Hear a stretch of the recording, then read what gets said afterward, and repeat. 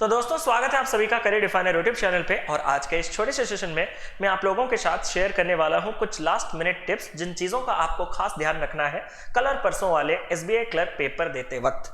सबसे पहला पॉइंट, जो कि सबसे छोटा पॉइंट है लेकिन सबसे पावरफुल पॉइंट है, वो है ओवर थिंकिंग। अक्सर क्या होता है, हम लोग चीजों के बारे में ज्यादा सोचने लगते हैं। जैसे कि अगर मैं बात करूं तो ऑलरेडी आपका डे 1 कंप्लीट हो चुका है और डे 1 के एनालिसिस आपने देख रखा है और डे 1 के एनालिसिस से ही आप बहुत ही ज्यादा सोच रहे हो कि मेरे पेपर में कैसा आएगा, मेरे पेपर में इतना टाइम है, लेवल क्या हो जाएगा, मेरे पेपर में मेरे कितने अटेम्प्ट्स होने चाहिए। बच्चे तो सब 80-90 बना के आ रहे हैं, मेरे पेपर में मेरे कितने अटेम्प्ट्स रहने चाहिए, मेरे पेपर का अगर पैटर्न चेंज हो गया तो मैं आप सभी से एक चीज कहना चाहता हूं कि ये जो एग्जामिनेशन कंडक्ट किए जाते हैं ये बहुत ही फेयर वे में कंडक्ट किए जाते हैं। फॉर एग्जाम्पल, अगर आप डे 1 में पेपर देते तो डे 1 सभी के लिए सरप्राइजिंग होता, तो वो सरप्राइजिंग फैक्टर के लिए आपको नॉर्मलाइजेशन में कुछ ना कुछ बेनिफिट मिलता है। थोड़े देर में जब आप एग्जाम देने जा रहे हैं, मतलब एक वीक के गैप के बाद, तो ऑब्वियस बात है, आपने सभी से सुना है और हमने पास्ट में भी देखा है कि लेवल जो है वो थोड़ा हल्का सा अप रहता है। तो लेवल अप होने से आपके साथ तो ये चीटिंग हो गया, बायजिंग हो गया। तो इस चीज का ध्यान रखने के लिए नॉर्मलाइजेशन आपका कंडक्ट किया जाता है, जो कि फेयर वे में आपके स्कोर्स को बूस्ट अप करने में हेल्प करता है। तो ये सब कुछ एग्जामिनेशन जो है वो फेयर वे में कंडक्ट होता है, लेकिन आप खुद को फेयर रखिए। सर मैं खुद को फेयर रखूं मतलब, तो आप भी फेयर वे में पेपर देने जाइए ना। यही मत सोचिए कि डे 1 कभी कंडक्ट हुआ था और डे 1 के बारे में सोच सोच के आपके पेपर आने वाला जो है उसको बर्बाद बना रहे हो। तो आपको बस एनालिसिस से क्या सीखना था कि हाँ भाई, एनालिसिस से मैंने देखा कि कैसलेट पूछे जा रहे हैं, मैं कैसलेट बिल्कुल पढ़ा नहीं था, 7 दिन से कुछ वीडियोस वगैरह से या फिर कैसलेट बनाने के कुछ उपाय, कुछ तरीके, वेन डायग्राम्स कैसे सॉल्व किया जाता है, उनको सीख सकते हो। इनको पॉजिटिवली लो। आप अगर उनको नेगेटिवली लोगे, 7 दिन कैसलेट नहीं पढ़ोगे, अरे कैसलेट आ गया तो भैया कंपनी इज नॉट रिस्पॉन्सिबल, कोई आपके लिए कुछ नहीं कर सकता। तो जो होना था वो समय खत्म हो चुका है, अब इसके बारे में सोच के कोई फायदा नहीं। दूसरा जो इंपॉर्टेंट चीज है, अगर मैं लेवल की बात करूं तो उम्मीद कर सकते हो कि आप कल का जो लेवल है एक बिट, मतलब नेग्लिजिबल चेंज, लेकिन अगर आप कभी कंपेयर करोगे, 2 पेपर एक साथ देखे तो थोड़ा अप हो सकता है। तो उसके लिए एक्सपेक्ट ही रखिएगा, ये नहीं कि आपका वही लेवल या फिर पूरा इजी पूछा जाएगा। और अगर लेवल थोड़ा ऊपर हुआ तो अटेम्प्ट्स हल्के से नीचे हो सकते हैं। तो ये आप कभी भी मत सोच के चलिएगा कि अरे यार डे 1 में सभी जो भी बोल रहा था 85 अटेम्प्ट्स 90 अटेम्प्ट्स, मैं तो 70-80 में ही दम तोड़ रहा हूं यार, मैं क्या करूं, मेरा ये पेपर कैसे निकलेगा। मैं आपको बताना चाहता हूं कि आईबीपीएस पीओ जिस पेपर में बच्चों ने 85 तक किया था, उस पेपर का कट ऑफ कितना गया, 50। मैंने ये नहीं कहा कि एसबीआई क्लर्क का कट ऑफ 50 जाएगा, मैं कुछ कहना चाहता हूं और आप उस पॉइंट को समझो। तो ये मैटर नहीं करता कि आपके दोस्त लोग कितने करते हैं, ये मैटर करता है कि आपको ये सिलेक्शन लेने के लिए कितना चाहिए। वो कभी उनके अटेम्प्ट्स के ऊपर डिपेंड नहीं करेगा।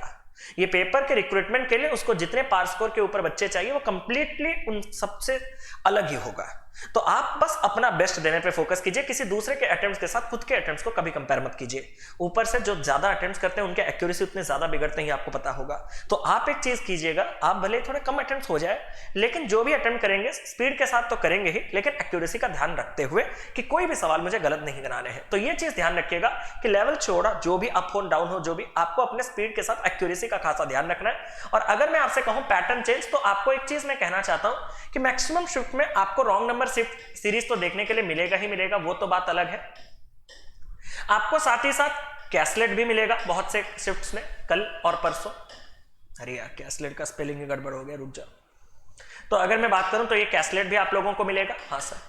और तीसरा चीज जो मैं एक्सपेक्ट कर रहा हूं आप लोगों के लिए क्वांट में पर्टिकुलरली, तो आपको कल क्वांटिटी कंपैरिजन देखने के लिए मिल सकता है। इस चीज के बारे में मैं इसलिए बताना आपको सही समझ रहा हूं, अक्सर हम लोग क्या करते हैं, क्वांटिटी 1 और क्वांटिटी 2 के सवाल जो है वो 2 अरिथमेटिक वर्ड प्रॉब्लम्स होते हैं। तो हम लोग इसको क्या करते हैं ना, थोड़े नजरअंदाज करते हैं, इससे ज्यादा प्रायोरिटी हम सिंगल अरिथमेटिक वर्ड प्रॉब्लम्स को देते हैं। वो गलती मत कीजिएगा। आप थोड़े क्वांटिटी 1 क्वांटिटी 2 के जो क्वेश्चन दिए हैं उसको भी नजर डालिएगा। हो सकता है कि ये जो एक लाइन के सिंगल अरिथमेटिक सवाल है उससे 10-15 सेकंड ज्यादा ले लें, लेकिन ये बनने के चांसेस ज्यादा रहते हैं, क्योंकि ये 2 अरिथमेटिक वर्ड प्रॉब्लम्स का मिला के 1 मार्क का क्वेश्चन है ना, तो कहीं ना कहीं उसका लेवल बहुत ही डाउन रहेगा, जिससे कि आपको इसका पैटर्न इजीली पकड़ में आ जाएगा। तो इस चीज को ध्यान रखिएगा। Q1 Q2 थोड़ा ज्यादा टाइम कंज्यूम कर सकता है, लेकिन इसमें इजी चीजें आते हैं। तो अगर आप अरिथमेटिक में काफी वीक हो तो इस एरिया को आप टारगेट कर सकते हो, इसको अपने नेगेटिव पॉइंट पे मत लेके चलिएगा, एडवांटेज लेके चलिएगा। और अगर मैं बात करूं दूसरा चीज कैसलेट, बहुत से लोग, जितने लोग कैसलेट बनाए हो, आपके अगर प्रैक्टिस है तो मैं आपको ये गारंटी देके कह सकता हूं कि जो भी पेपर में आपको एग्जामिनेशन का कैसलेट मिलता है ना, वो बहुत डुएबल होते हैं। आराम से लिखते चलेगा, वैल्यूज को, रेशियो, परसेंटेज, फ्रैक्शन जो वो कहता जा रहा है, इंस्ट्रक्शन फॉलो करते जाएगा, वो गारंटीड आएगा और कम टाइम में भी आएगा। तो इन दोनों को जो आप अपने नेगेटिव चीज पे लेके चल रहे हो ना साइड में कि ये आगे तो क्या करेंगे, ये पॉजिटिव साइड पे लेके चलो, तभी जाके एडवांटेज मिलेगा। और साथ ही साथ अगर मैं बात करूं तो कल का पेपर आपको कैसे देना है, मैं आपको उसके बारे में कुछ नहीं कहना चाहता। आपने इसी दौरान लास्ट में जो मॉक्स दिए हैं उसमें आपने जिस पर्टिकुलर स्टेप्स को फॉलो किया है, आप उसी पर्टिकुलर स्टेप को ही फॉलो कीजिए, उससे ही आपको आपके बेस्ट रिजल्ट मिलेंगे। आप अगर डिस्प्ले होते ही करना स्टार्ट किए और आप अगर उससे सेटिस्फाइड हो, आप उसके साथ जा सकते हो। अगर आप सिलेक्शन करने में बिलीव करते हो कि पहले मैं स्पीड मैथ करूंगा, फिर मैं डीआई करूंगा, फिर मैं अरिथमेटिक करूंगा, उसमें आप जा सकते हो।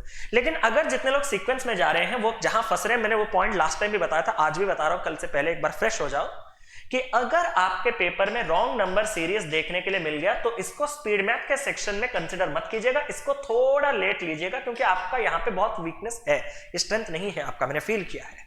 तो इसको थोड़ा आप लेट ले जा सकते हो।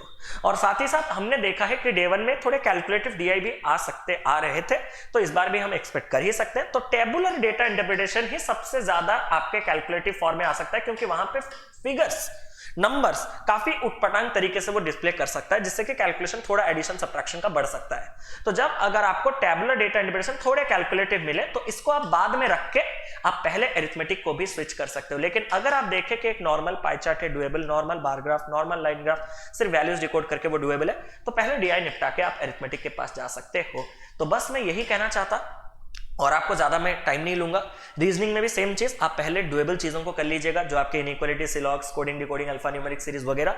उसके बाद आप लोग पजल की और अरेंजमेंट्स की ओर जाइएगा, और जो मिसलेनियस सवाल होते हैं बीच में डायरेक्शन सेंस टेस्ट और ब्लड रिलेशन भी करना, और जो लास्ट में जो छोटे छोटे चीजें होते हैं ना मिसलेनियस, जो सिंगल लाइन वाले, उनको लास्ट में रखिएगा। उसका एडवांटेज मैंने आपको पहले ही बताया हुआ है, क्योंकि लास्ट के जब आपके पास 2 से 3 मिनट बच जाते हैं, एक सेट पजल का बच जाता है, वो करना असंभव रहता है लगभग, और आपके हाथ पैर कांपने लगते हैं। तो उस टाइम पे ये एक एक सवाल जो होते हैं, एक एक मार्क के 3-4 सवाल जो होंगे, जिनको अगर आपने मार्क फॉर रिव्यू करके रखा होगा, वो आपको काफी हेल्प करते हैं।